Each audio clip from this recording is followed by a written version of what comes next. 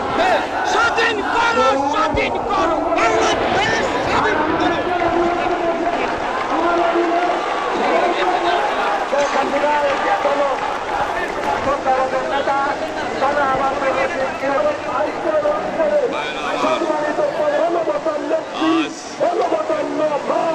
দুঃখ ভারাক্রান্ত মন নিয়ে আপনাদের সামনে হাজির হয়েছি। আপনারা সবই জানেন এবং বোঝেন আমরা আমাদের জীবন দিয়ে চেষ্টা করেছি,